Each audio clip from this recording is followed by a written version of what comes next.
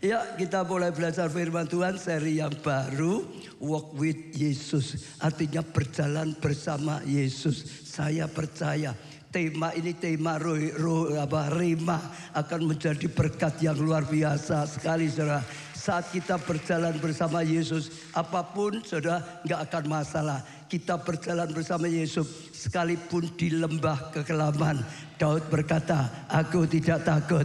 Gadanya, tongkatnya menghiburkan, menjamin satu yang luar biasa. Nggak ada masalah di lembah kekelaman, tempat yang gelap, terang Tuhan akan bercahaya. Yang gelap akan menjadi terang.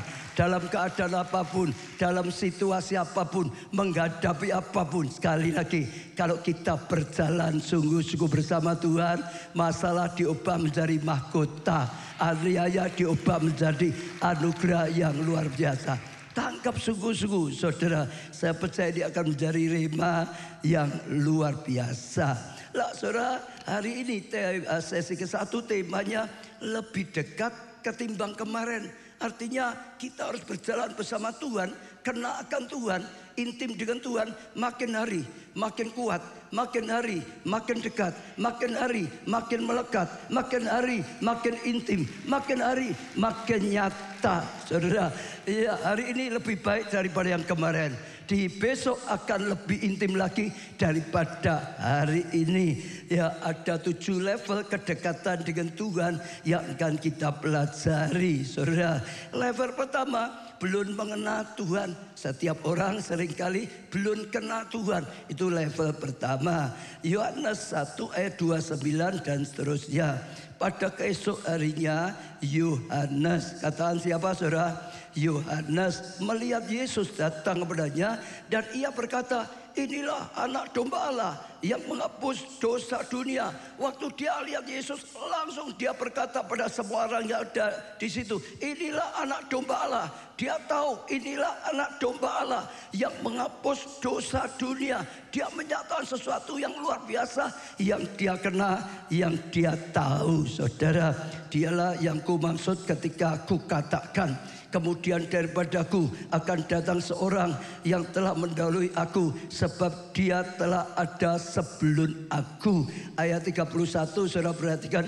Dan aku sendiri pun mula-mula tidak mengenal dia. Artinya dulu pun aku juga tidak mengenal dia. Dia bicara pada semua orang di situ, kamu belum mengenal dia. Ini aku beritahu, aku pun dulu juga belum mengenal dia. Jadi dia berkata, dulunya belum mengenal siapa Yesus, tapi makin hari makin mengenal, sampai akhirnya dia tahu persis, kenal persis. Yesus adalah anak domba Allah yang diserahkan, yang dikorbankan, menggantikan kita supaya kita dapat pengampunan, kita dapat keselamatan. Siapalah Yohanes Pembaptis dengan Yesus itu masih sepupu, masih famili, saudara. Elizabeth dan Maria itu masih famili, saudara. Secara lahiriah pasti Yohanes itu sudah tahu Yesus, karena itu anaknya Tante Maria misalnya, kalau gitu, saudara. Itu tapi hanya pengenalan secara lahiriah. Hanya kenal karena secara lahiriah itu masih famili, itu masih ada kerabat gitu, saudara. Dia belum kenal dalam secara intinya, secara rohaninya. Tapi dari waktu ke waktu, singkat-singkatnya dia kenal. Bukan hanya itu, keponakan, itu famili, itu ini dan itu Yesus, saudara, yang anaknya Bu Maria.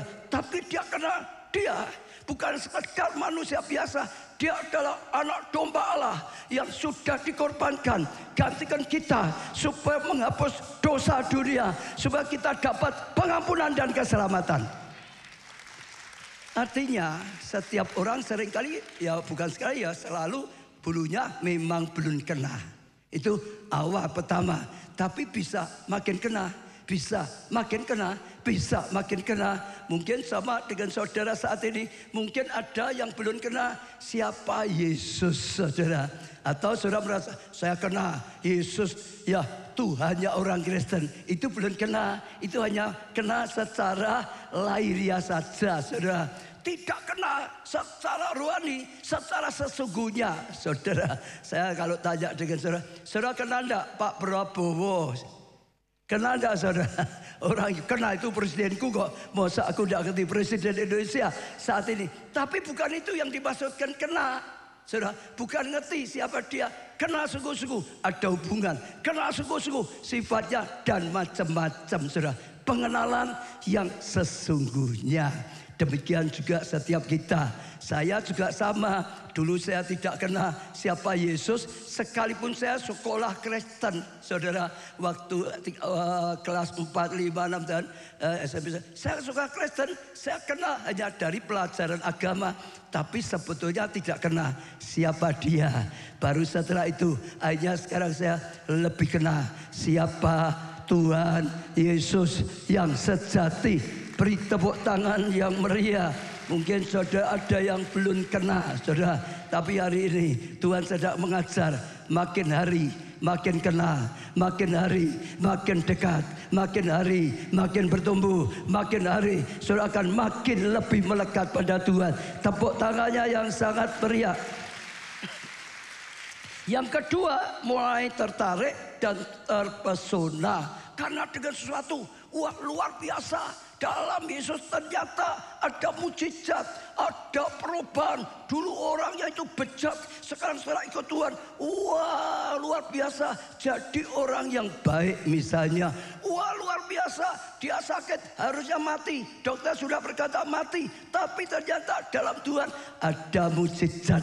Dalam Yesus ada mujizat. Sampai kita kagum. Luar biasa, terpesona gitu saudara. Matius 13 ayat 54, 56. Setibanya di tempat asalnya, Yesus mengajar orang-orang di situ di rumah ibadah mereka. Maka apa saudara? Takjublah mereka dan berkata, dari mana diperolehnya apa? Hikmat itu dan kuasa. Ada hikmat yang luar biasa. Ada kuasa untuk mengadakan apa? Mujizat. Mereka kagum. Mereka terpesona. Wah, mereka itu luar biasa melihat Yesus. Bukankah ia ini anak tukang kayu? Bukankah ibunya bernama Maria dan saudara-saudaranya Yakobus, Yusuf, Simon dan Yudas? Dan bukankah saudara-saudaranya perempuan semua ada bersama ya kita? Jadi dari mana diperolehnya semuanya? Orang di situ dulunya kena secara leria satu kampung. Ini anaknya ya Yusuf, Maria, saudara. Ini saudara-saudaranya dan macam-macam. Tapi mereka tiba-tiba melihat Yesus mengajar dengan kuasa, dengan hikmat. Yesus melakukan mujizat luar biasa, membuat mereka takjub, saudara. Pengenalannya lebih lagi, dia bukan hanya manusia biasa.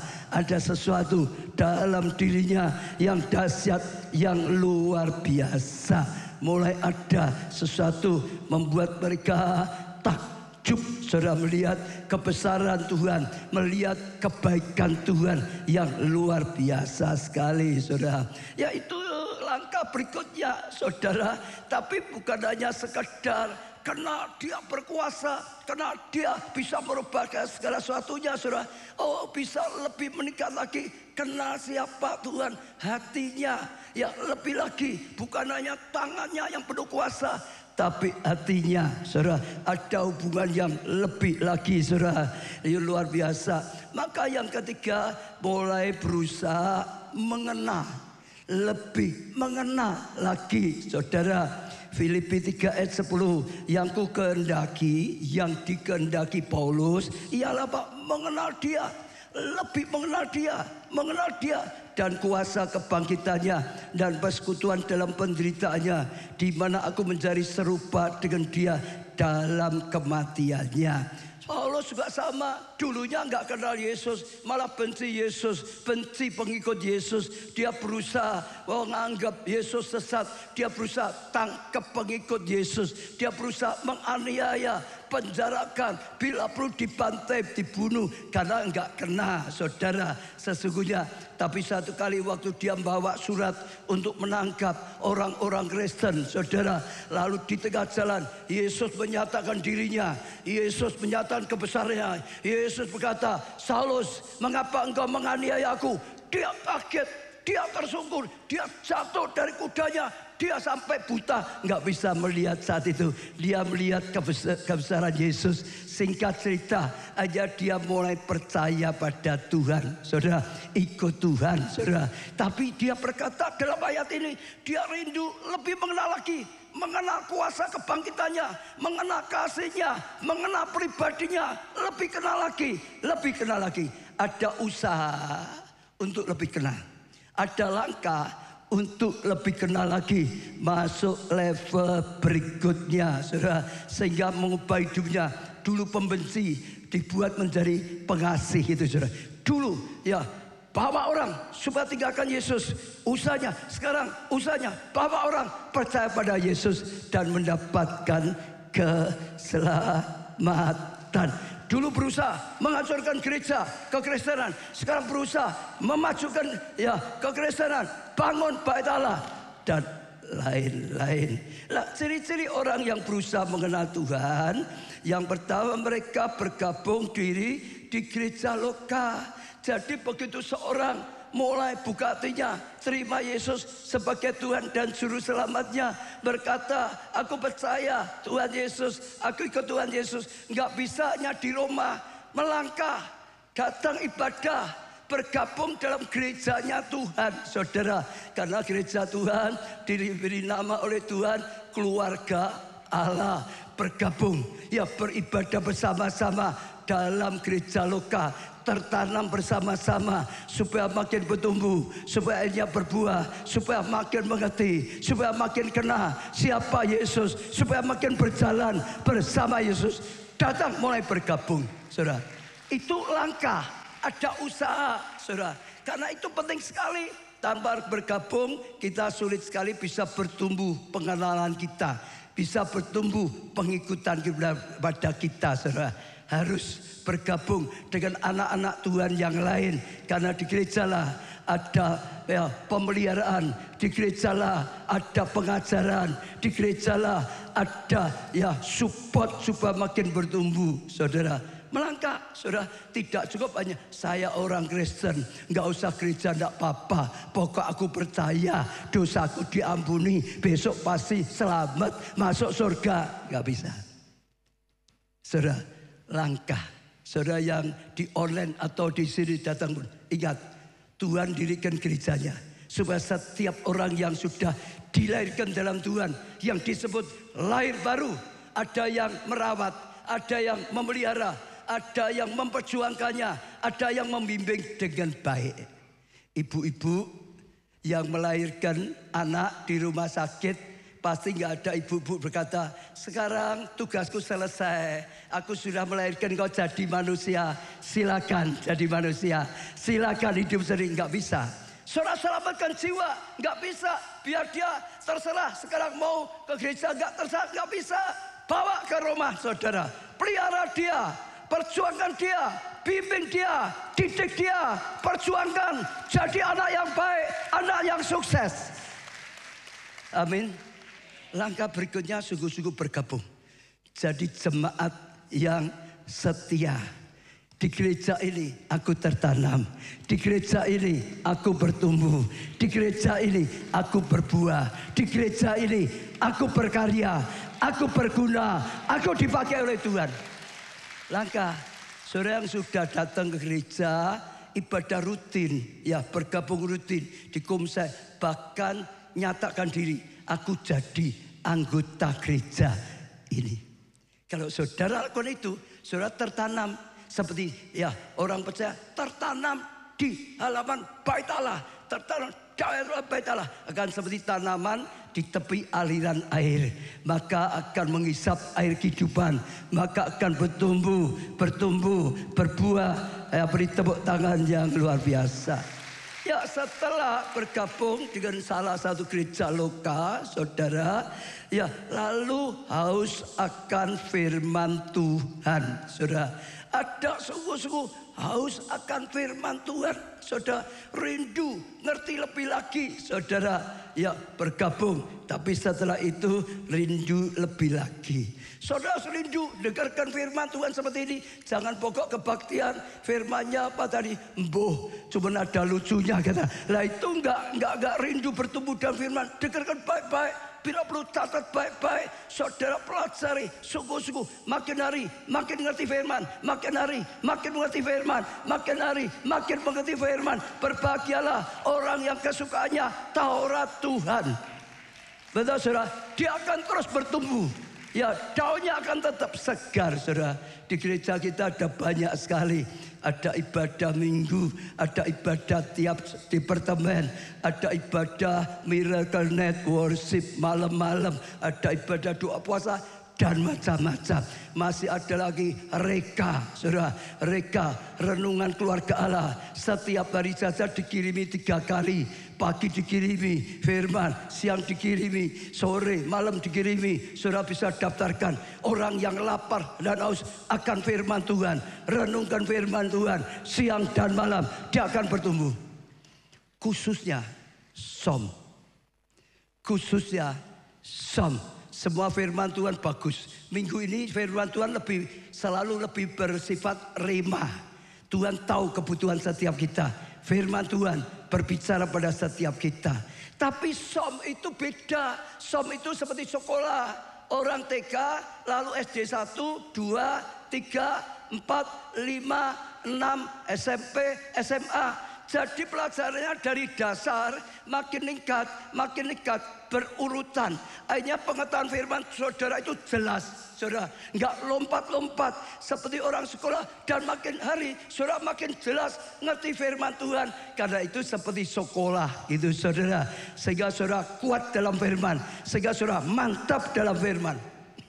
Dulu setelah saya ikut Tuhan sudah 15-16 tahun, satu kali di gereja saya ada som. Saya pertama ikut som, saya kaget ternyata beda sekali. Karena melalui som jelas urut, saudara. Pengetahuan kita jelas, bahkan bisa tanya dengan gurunya.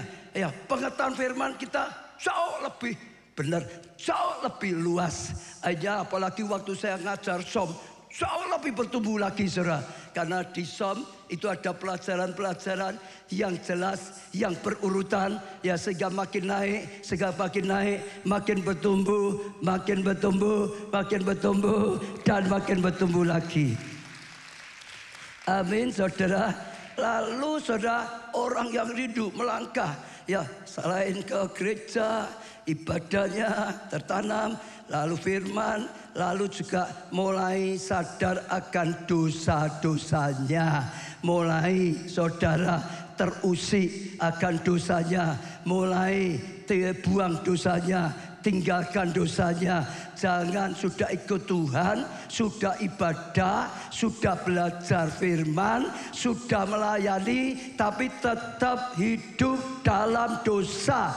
Jangan. Saudara, dosa itu akan menghambat pertumbuhan saudara. Kalau saudara tetap hidup dalam dosa, sepertinya saudara buta. Mata rohani saudara itu nggak bisa lihat kebenaran. Ngerti pun hanya logos, pengetahuan otak saja. Nggak akan ada pewahyuan, nggak ada pembukaan ilahi yang daripada Tuhan. Harus tinggalkan dosa, karena dosa itu akan membuat kita buta rohani. Dosa akan membuat ya segala sesuatu anugerah dari Tuhan sulit saudara bisa dapatkan. Tuhan berkata, bukan tangan Tuhan kurang panjang untuk menolong, untuk memberkati, tapi seringkali yang menghalangi adalah dosamu. Supaya bisa bertumbuh, buang dosa. Tuhan berkata, ya zaman seperti ini, tanggalkan beban dan dosamu yang begitu merintangi engkau untuk bertumbuh. Kok sudah tentang dosa jadi tenang sekali ya. Tidak seperti tadi kalau berkat-berkat gitu ya. Ayo, buka hati. Adakah dosa? Dosa apa saja? Dosa apa? Yang harus ditinggalkan dosa apa? Perzinahan, buang. Apalagi? Perjudian, buang. Tinggalkan, jangan judi lagi. Apalagi? Penyembahan berhala, jangan, buang. Jangan ada yang masih pasang kantong putih, kantong abang, kantong hijau. Jangan sampai di gereja masih bawa jimat. Pasang susuk katanya. Bawa tuyul apalagi. Tuyulnya mati nanti. Apalagi homo, ayo. Sudah ikut Tuhan, pelayani, buang. Homo, lesbi, buang. Kalau enggak bisa bertumbuh pelayanannya. Apalagi narkoba. Ayo. Malas itu dosa apa enggak? Dosa. Tuhan berkata harus bekerja. Enggak kerja, enggak dikasih makan aja. Apa? Ngerokok. Ya sudah ngerokok. Sekalipun ada orang ngerokok itu adanya di pompa bensin. Tapi di gereja sekarang dikasih tahu. Buang. Apalagi? Bohong. Suka nipu. Di sana, tipu sini. Apalagi di Komsel. Jangan sampai nipu-nipu.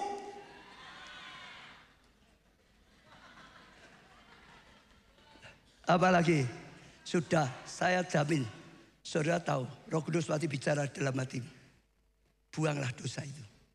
Saudara akan bertumbuh. Dosa itu yang menghancurkan manusia. Dosa itu yang memisahkan manusia. Adam dan Hawa dekat. Tapi karena dosa, hubungannya rusak. Hubungannya jauh dari Tuhan. Kita nggak bisa ikut Tuhan dan tetap dosa. Kita nggak usah apalagi melayani, tetap pegang dosa nggak bisa. Bahaya. Bisa ada kematian rohani, saudara. Tinggalkan dosa. Yang keempat, saudara, percaya pada Tuhan. Percaya pada Tuhan. Loh, kalau percaya, sebuah orang ngomong percaya. Ini yang saya maksudkan, orang itu orang yang mudah percaya. Orang yang sulit percaya. Saudara, pertumbuhan rohaninya pasti enggak baik. Sulit. Orang yang mudah percaya, mudah melakukan, mudah bertumbuh, mudah melangkah, mudah dipakai oleh Tuhan. Amin. Yohanes 2 ayat 11. Itu dibuat Yesus di Kana yang di Galilea sebagai yang apa? Pertama, sebagai yang apa? Pertama dari tanda-tandanya, dan dengan itu ia menyatakan kemuliaannya. Itu pertama kali Tuhan Yesus lakukan mukjizat dan murid-muridnya percaya padanya. Murid-murid ini yang dipilih Yesus adalah orang yang mudah percaya. Yesus itu seumur hidup ya belum pernah lakukan mukjizat tanda seperti itu. Selama mereka mengikuti juga belum pernah. Itu pertama kali Yesus ada mukjizat. Waktu murid-murid lihat Yesus akan mukjizat, murid-murid percaya, langsung percaya, langsung percaya, mudah percaya, lihat mukjizat percaya. Enggak banyak kritik, itu paling-paling ya hanya dibuat wah semangatnya KKR sembuh-sembuh, nanti pulang lah kumat lagi, katanya gitu saudara. Itu macam-macam lah saudara, tabur tuai macam-macam. Itulah untuk supaya sumbangannya banyak. Sulit percaya, orang sulit percaya saya jamin imannya sulit bertumbuh. Orang yang mudah percaya, mudah dapat anugerah, mudah dekat dengan Tuhan, mudah diberitahu oleh Tuhan.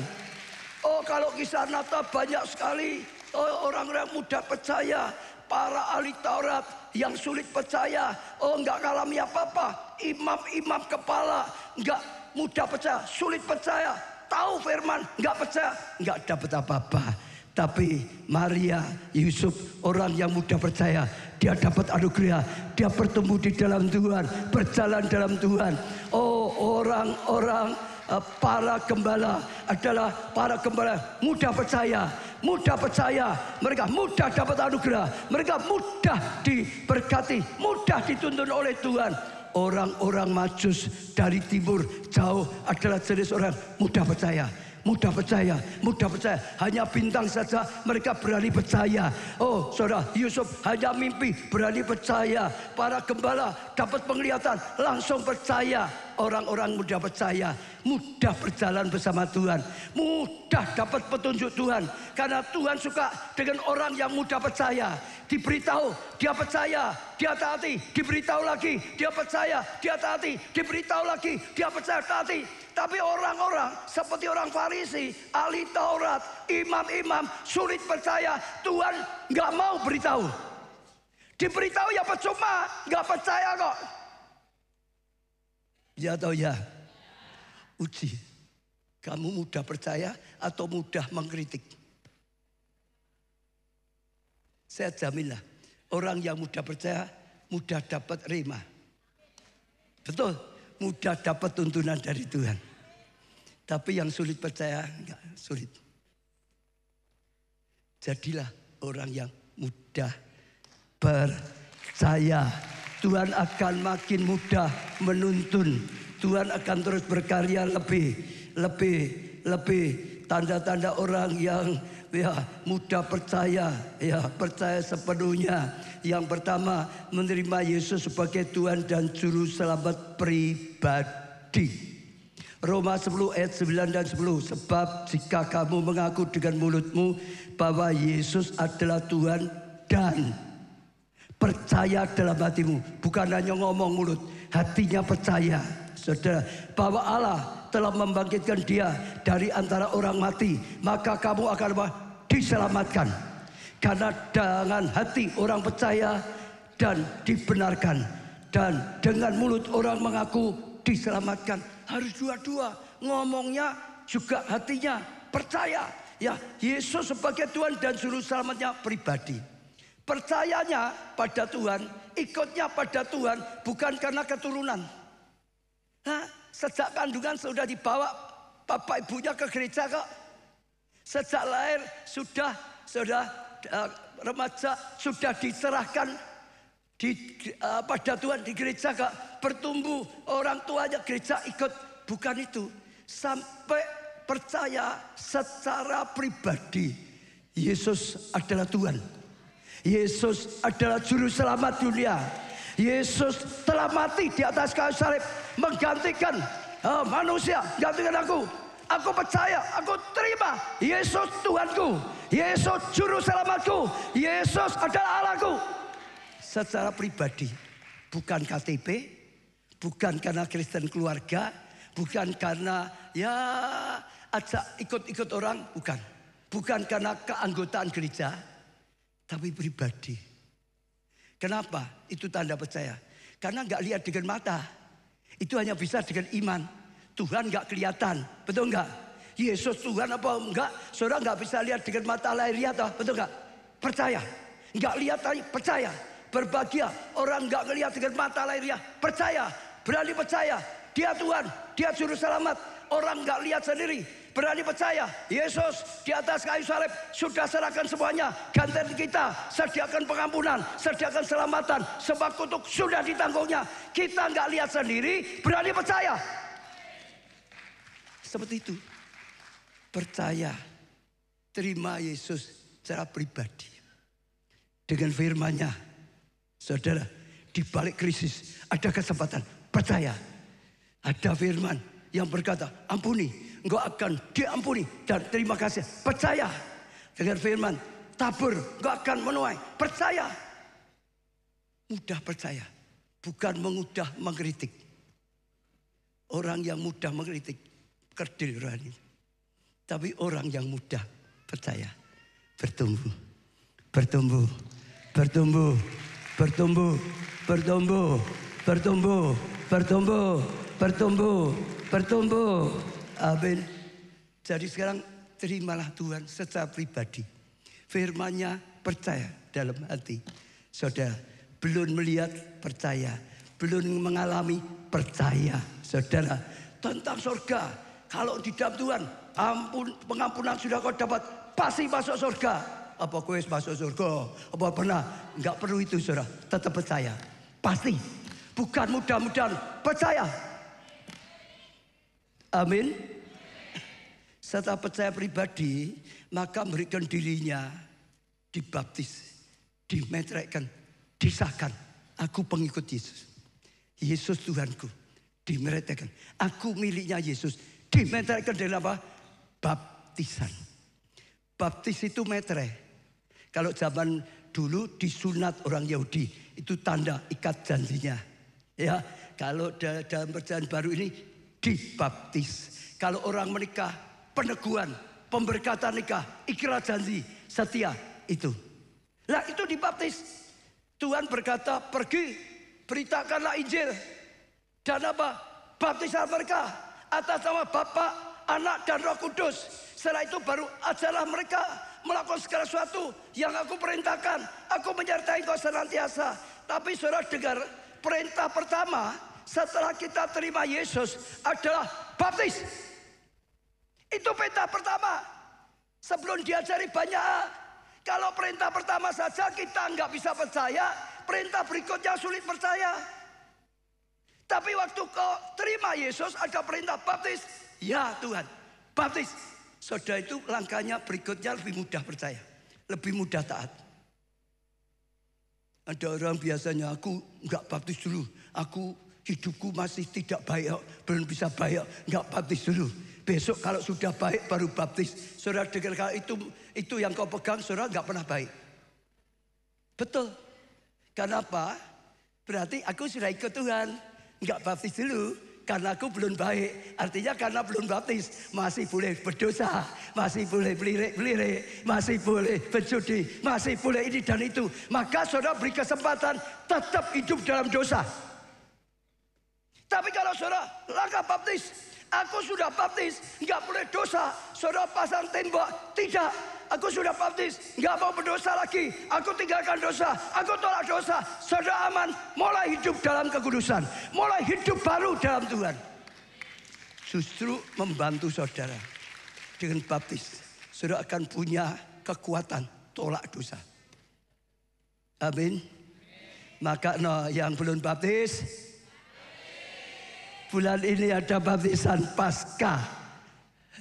Amin. Yang belum baptis, ini yang belum baptis yang jawaban yang keras gitu. Kalau yang sudah baptis ya sudah, nggak saudara. Amin. Tapi itu perintah Tuhan. Saudara berani melangkah, saudara akan mudah bertumbuh, mudah bertumbuh, mudah bertumbuh. Lah, saudara, itu sesuatu yang luar biasa sekali. Sekarang yang kelima adalah komitmen mengikuti Tuhan. Ada komitmen sungguh-sungguh. Aku mau mengikuti Tuhan, bukan mengikuti keinginanku, bukan mengikuti hawa nafsuku. Aku mau mengikuti Tuhan. Amin, saudara. Kalau Tuhan kata tinggalkan dosa, aku mau mengikuti perintah Tuhan, tinggalkan dosa. Amin. Matius 16 ayat 24. Lalu Yesus berkata kepada murid-muridnya, setiap orang yang mau mengikuti, ia harus apa? Menyangkal dirinya. Menyangkal dirinya itu bagaimana? Menyangkal dirinya itu, aku inginnya ini, tapi Tuhan berkata Tuhan inginnya itu. Kita nyangkal diri kita, keinginan kita digalakkan, kita ambil ikut keinginan Tuhan. Itu namanya menyangkal diri. Amin, saudara. Menyangkal diri, ikuti apa yang diperintahkan Tuhan, ikuti yang diingini Tuhan. Seperti Yesus di Taman Getsemani. Kalau boleh, cawan ini laru daripadaku, tapi jangan kehendakku, kehendakmu Bapa. Ikuti kehendak Bapa, jangan kehendakku, kehendakmu Bapa. Itu luar biasa. Setiap hari kita akan mengalami perang pribadi. Keinginan diri, keinginan daging dengan keinginan roh, keinginan Tuhan. Saudara, ikuti Tuhan bukan hanya sekedar ibadah. Ini ya ikut Tuhan, tapi masih ya secara lahiriah. Ikuti Tuhan itu ikuti kata Tuhan, ikuti keinginan Tuhan, ikuti perintah Tuhan, ikuti firman Tuhan, ikuti kehendak Tuhan.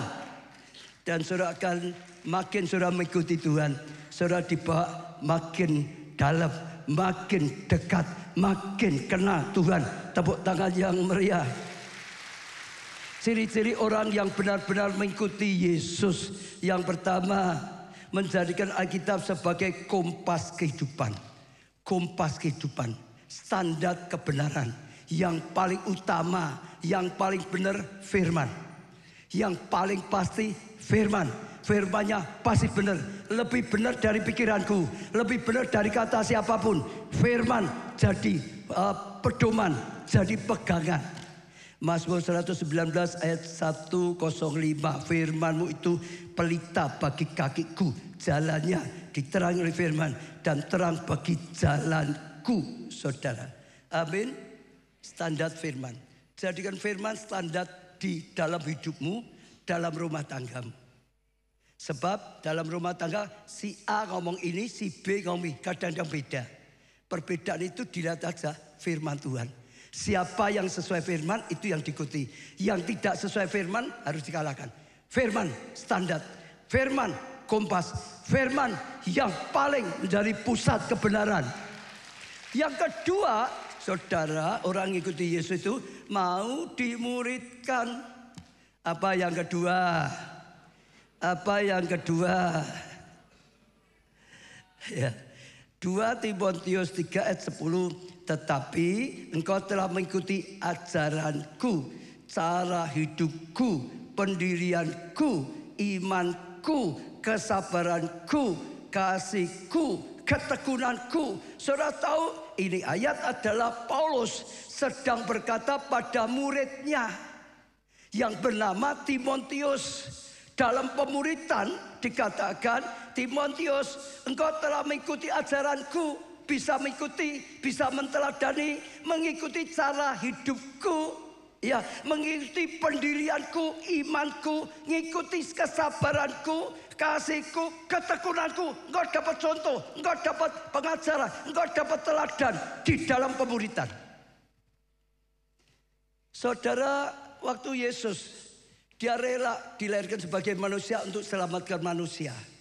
Dalam pelayanannya yang utama dilakukan adalah memuridkan. Dia bukan langsung penginjilan besar-besaran, penginjilan di kota desa. Dia bukan itu.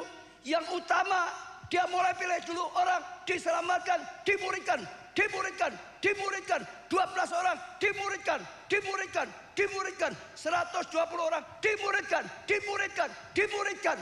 Setelah jadi Yesus naik ke surga, sebelum naik ke surga pesan, beritakan Injil, jadikan semua bangsa muridku, muridku, muridku, muridkan mereka, ajarkan mereka, lakukan segala yang sudah aku lakukan.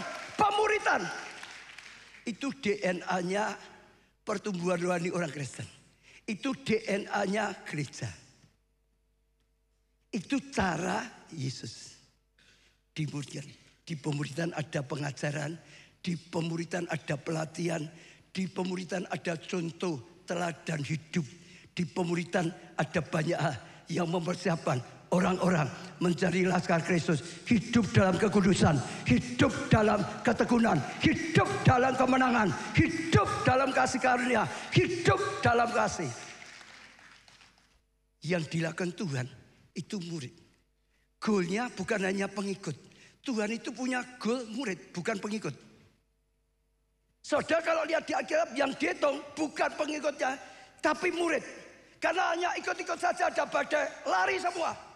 Hanya murid, sekalipun ada badai, masih bisa dipulihkan, masih bisa dibangkitkan, masih bisa dilibatkan, masih bisa dipakai. Jadi roda kegerakan dan terus dipakai oleh Tuhan sampai akhir zaman. Karena ada pemuridan. Timotius itu murid Paulus yang paling sukses. Hanya dia dipercayai jemaat di Efesus. Jemaatnya bertumbuh luar biasa. Dia seorang murid yang luar biasa. Yang bisa dipercaya, yang setia, yang tekun dan macam-macam. Dimuridkan. Siapa di sini buka hati? Rawes aku murid-muridan apa surah meluai pemuridan. Tapi firman Tuhan hari ini sedang ngomong, kalau saudara mau bertumbuh, ikuti pemuridan. Karena di pemuridanlah diimpartasikan visi, diimpartasikan pengajaran, diimpartasikan misinya, diimpartasikan semua yang Tuhan ajarkan, semua yang Tuhan perintahkan. dilatih, didorong, dilibatkan. Baru bertumbuh. Kok lebih sepi lagi ya, lebih tenang lagi ya.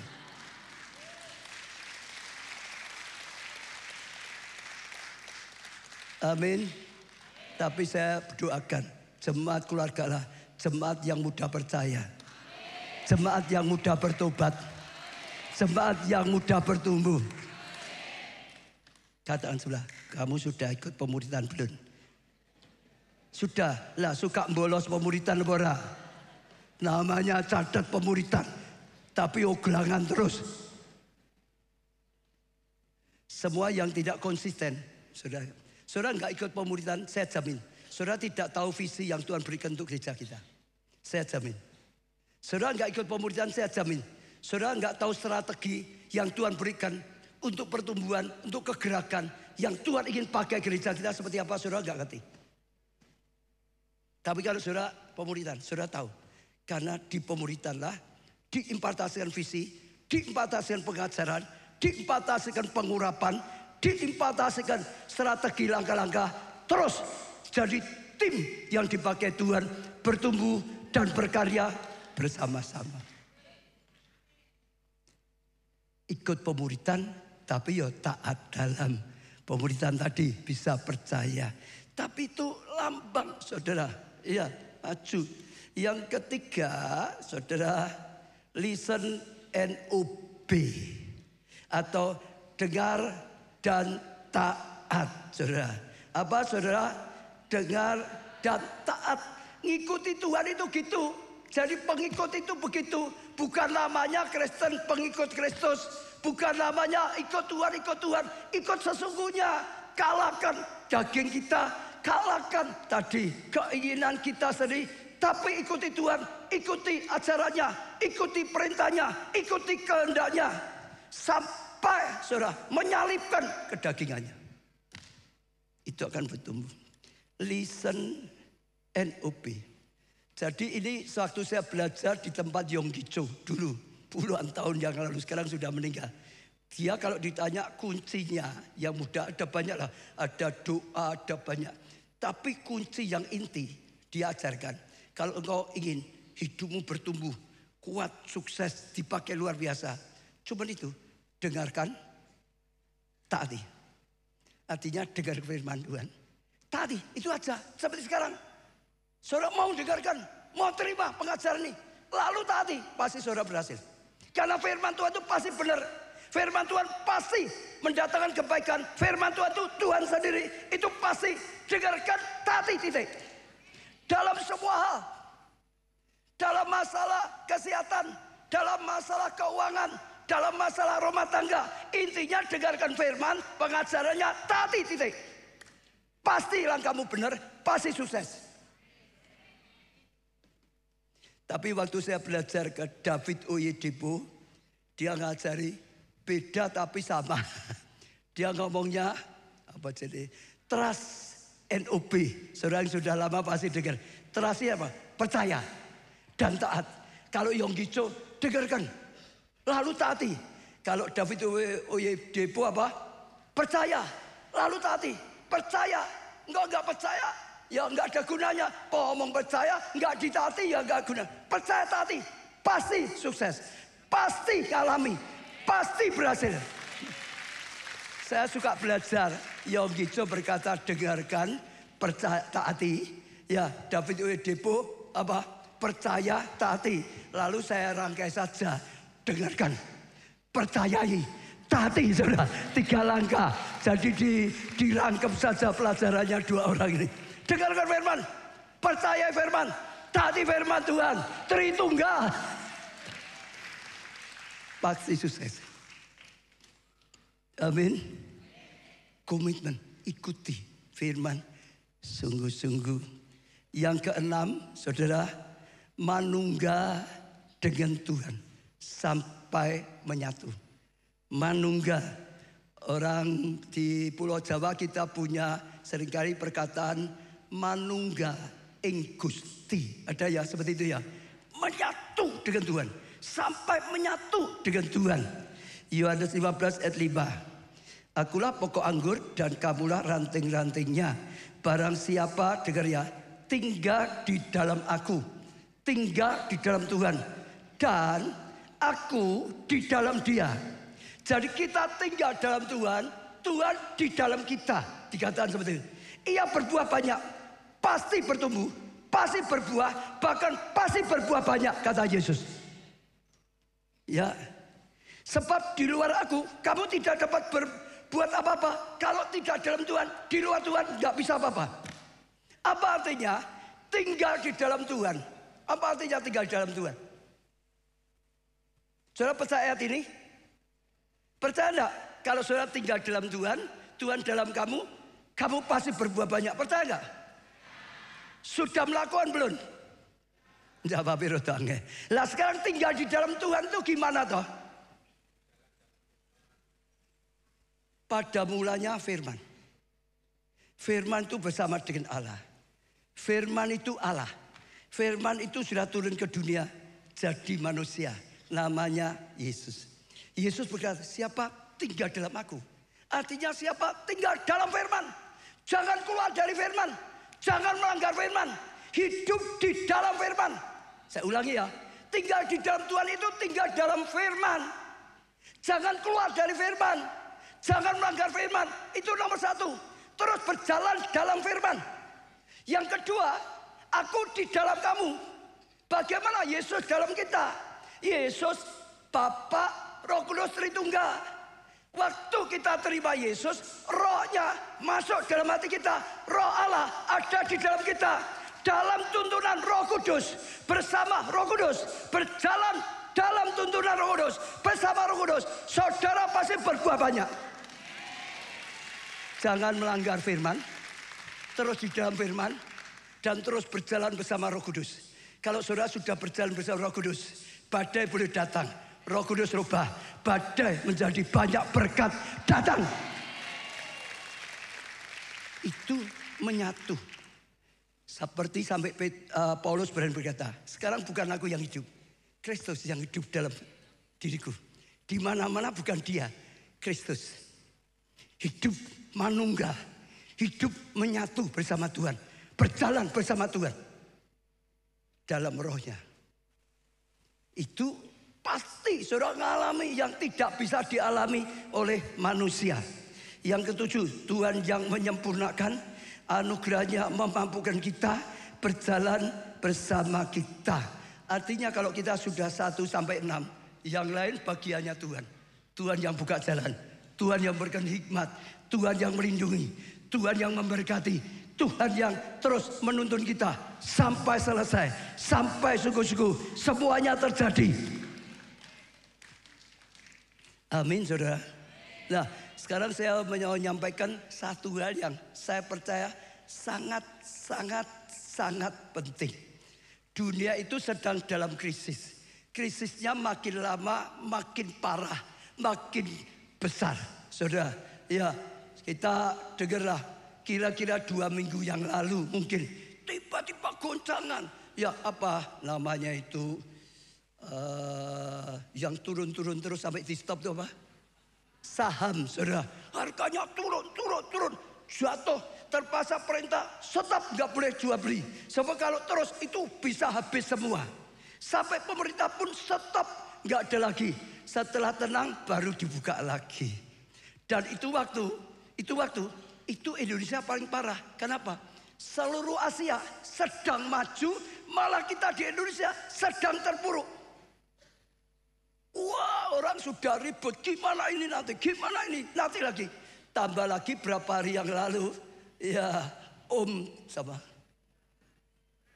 Trump gitu, saudara. Donald Trump mengeluarkan peraturan yang sekarang bukan masalah Indonesia, dunia. Semua barang masuk di Amerika dikenakan pajak yang sangat tinggi. Untuk Indonesia 32% mulai besok Selasa. Ya, keputusan mulai besok Selasa. Untuk Indonesia tambah 32%. Malah kalau nggak salah Kamboja atau Vietnam 49%. Jadi kalau dulu kita orang Amerika mau beli harganya 1 juta, sekarang harus 1,5 juta. Loh iya. Maka semua ribut loh, gimana loh? Kita nanti sana belinya nggak bisa, nggak kuat belinya, harganya mau naik 50%. Semua kali ini saudara, semua lebih dari 100 negara, semua sedang ribut masalah ini. Ada yang marah, ada yang lawan dia, ada yang dekati, minta macam-macam, nego macam-macam. Tapi sedang goncangan besar.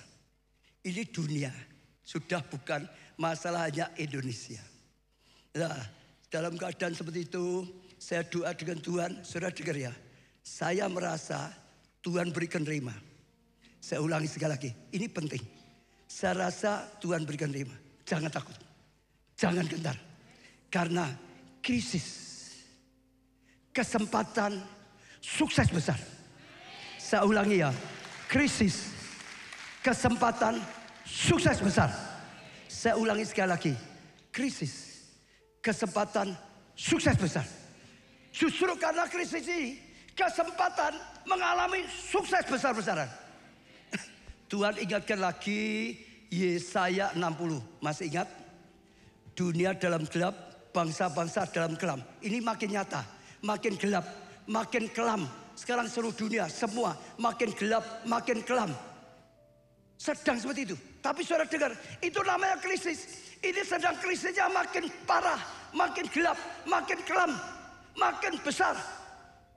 Tapi kita harus tahu, ada rencana Tuhan. Tuhan akan terangi kita. Tuhan akan terangi anak-anak Tuhan. Karena anak Tuhan akan dipakai jadi terang, jadi berkat. Saudara, Tuhan ingin terangi kita supaya kita bisa melihat celah-celah yang ada. Setiap krisis itu ada celah-celah tertentu. Kalau saudara temukan celahnya, saudara lakukan, saudara akan mengalami keuntungan berlipat-lipat ganda. Yang pada saat tidak krisis nggak mungkin. Tapi saat krisis justru itu ada kesempatan yang luar biasa. Maka Tuhan terangi kita, bisa melihat. Orang kalau sudah dalam kegelapan nggak bisa lihat.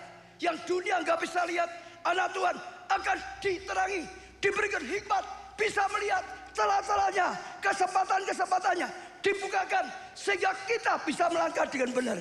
Sehingga apa? Kemuliaan Tuhan akan nyata. Orang lihat kemuliaan Tuhan atas anak-anak Tuhan, atas gereja Tuhan.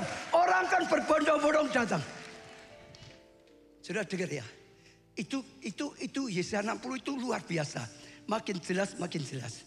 Saya mau tanya, kapan muncul orang-orang sukses besar yang baru? Pak Arif saja pasti tahu. Ini sudah sejak lama. Kapan muncul? Kalau di dunia konglomerat baru itu kapan?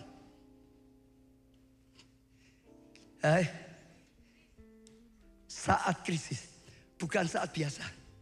Saudara dengar, saat krisis itu lahirlah konglomerat baru. Saat krisis lahir orang-orang sukses hebat yang baru. Itu adalah orang-orang yang bisa melihat celah. Itu orang-orang yang temukan celahnya. Dan dia masuk di situ, dia pegang di situ, maka tiba-tiba bukan untung berapa persen, berlipat-lipat kali ganda. Saya sudah mengalami krisis 2 kali. Saya selalu lihat, setelah krisis muncul orang-orang sukses yang hebat, yang baru. Waktu saya dulu pengusaha tekstil, ya, beberapa teman saya itu suksesnya adalah justru saat resesi tahun 97, 98. Dulunya nggak masuk hitungan. Tapi resesi selesai, bang, tiba-tiba dia muncul. Orang-orang sukses yang luar biasa. Yang tidak bisa didapatkan saat normal. Saya contoh satu lagi, yang paling dekat COVID. Banyak orang, wah takut bingung, kena dampaknya toh. Tapi adakah orang-orang yang justru COVID, wah mengalami keuntungan besar, lipat-lipat ganda, ada enggak? Ada. Saudara dengar? Ada. Saudara dengar dulu ya? Ada. Banyak, sehingga pun ada beberapa yang dulu bersaksi. Ada. Nah, kuncinya, saudara dengar ya? Kita sungguh-sungguh belajar.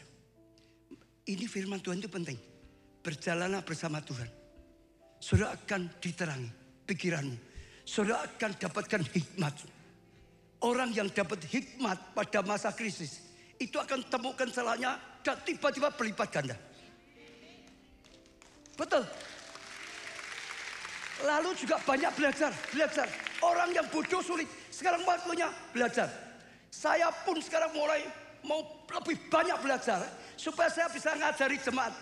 Mengalami terobosan dalam hidup, mengalami terobosan dalam pekerjaan, mengalami terobosan dalam keuangan. Bukan saatnya hancur, tapi ada kesempatan.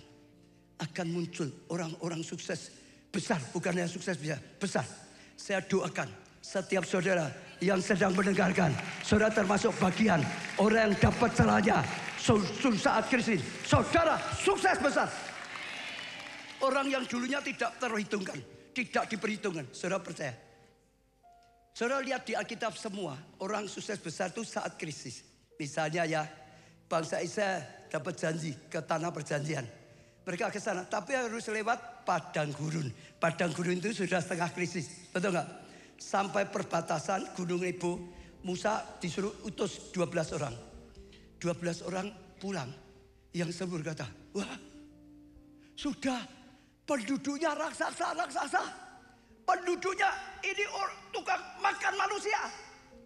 Kita masuk dimakan, nekat diinjak mati. Maju kena, mundur kena, sudah nggak ada harapan. Buta, nggak ada harapan lagi. Betul? Mereka mikir mati. Mereka berkata mati. Mereka nggak punya jalan keluar. Beda dengan Yosua dan Kaleb. Dia tetap berkata, tetap jalan keluar. Tuhan yang berjanji pasti genapi janjinya. Betul nggak? Tuhan kita pasti. Allah mereka yang melindungi mereka sudah lari ketakutan. Karena ada anak Allah, bangsa pilihan sedang datang. Pergi, kita akan disertai. Kita bukan ditelan, kita yang telan raksasa. Kita bukan mati, kita kalahkan raksasa. Dan kalau saudara lihat, peristiwa itu justru membuat Yosua dan Kaleb jadi pemimpin tinggi. Yang dipilih oleh Tuhan jadi pemimpin berikutnya. Betul enggak? Kenapa? Sedang menghadapi krisis jalan buntu. Kapan Raja Wali itu terbang tinggi? Saat ada badai. Betul? Saat ada badai, burung pipit. Nah, itu burung pipit. Betul? Gunung Rawajati kembangkan sayapnya. Terbang lebih tinggi. Terbang lebih tinggi. Dengar ya. Asa berjalan bersama Tuhan sungguh-sungguh. Saya ajak saudara tangkap ini. Berjalan. Saya percaya. Seri khotbah ini akan nuntun kita. Saya sendiri akan banyak belajar. Saya akan banyak mengajar langkah-langkahnya. Saya doakan. Saya sangat berharap setiap jemaat, setiap pelantuan oleh krisis ini bukan hancur. Gak usah takut, gak usah lari ke luar negeri, gak usah nyalahkan siapa-siapa. Hidup kita di tangan Tuhan yang berjanji pada kita, yang punya rencana luar biasa, yang berfirman dan memberikan solusi, mengubah masalah menjadi mahkota. Ada Tuhan kita yang sudah berfirman. Saudara teguhkan. Ishak waktu kemarau, Tuhan berkata jangan pergi, tabur di situ. Dia percaya, dia tabur, hasilnya 100 kali lipat ganda. Itu saat kemarau loh. Mujizat Tuhan bisa terjadi. Semuanya saudara lihat, semuanya. Daniel, Salomo, begitu Salomo dapat hikmat, terobosannya luar biasa. Mulai saudara percaya, jangan takut, lalu banyak belajar. Belajar firman, belajar ilmu ekonomi juga untuk menghadapi krisis ini. Belajar, jangan malas. Mulai bangkit. Khususnya berjalan dalam tuntunan Tuhan. Saya sampai saudara ngundang James Gui. Saudara tahu James Gui? Salah satu pakar di situ yang sudah lama dulu pernah ke sini juga. Dia anak Tuhan juga. Saudara, untuk share kita. Ya, dia karena bidangnya di situ. Sengaja saya beri tema dia. Temanya apa? Temukan kesempatan di tengah krisis. Saya minta dia pelajari.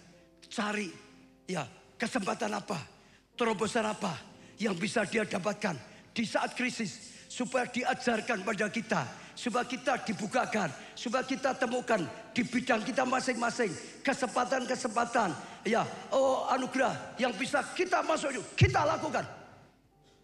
Karena saya percaya, justru saat krisis besar, Tuhan ingin anak-anak Tuhan diterangi dan kemuliaannya nampak, supaya bisa dipakai Tuhan untuk jadi terang. Dan saya percaya itu rencana Tuhan yang luar biasa. Amin. Sekali lagi, saya percaya ini rema. Tuhan sedang berikan rema. Saudara bisa tangkap, saudara mengalami sesuatu yang luar biasa. Kalau kita sedang bicarakan harinya, tanggalnya yang cocok untuk jadwal kita. Tapi kita akan terus lengkapi. Krisis, kesempatan, sukses besar. Katakan, krisis, kesempatan, sukses besar. Sekali lagi, krisis, kesempatan, sukses besar. Sekali lagi, krisis, kesempatan, sukses besar. Untuk semua gereja akan mengalami orang berbondong-bondong datang. Sukses besar dalam selamatkan jiwa. Setiap saudara, krisis, kesempatan, pemulihan rumah tangga, pemulihan kesehatan, pemulihan pekerjaan studi, pemulihan keuangan, kemuliaan masa depan saudara. Dan saya percaya itu rema. Tangkaplah, jadilah mudah percaya, taati. Saudara akan lihat kuasa Tuhan. Semua bangkit berdiri. Kemuliaan besar dinyatakan, keselamatan besar dicurahkan. Kau bangkitkanku menjadi terang bagi bangsaku.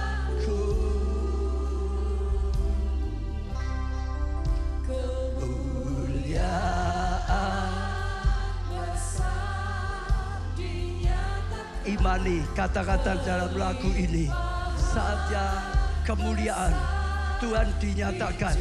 Ini Yesaya 60 saudara. Oh, kemuliaan Tuhan dinyatakan. Kebesaran Tuhan, kelimpahan Tuhan dinyatakan. Bangkit jadi terang, supaya bangkit jadi terang.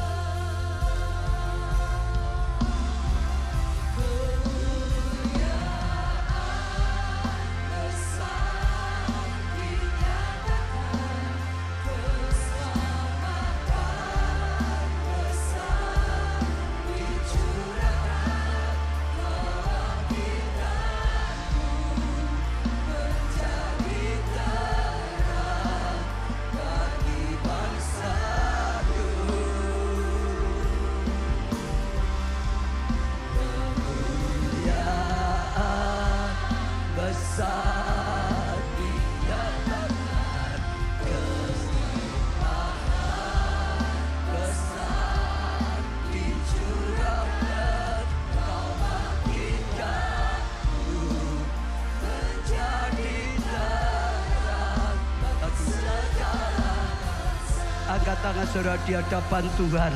Mulai tanggapi firman Tuhan saudara. Aku percaya pada firman-Mu.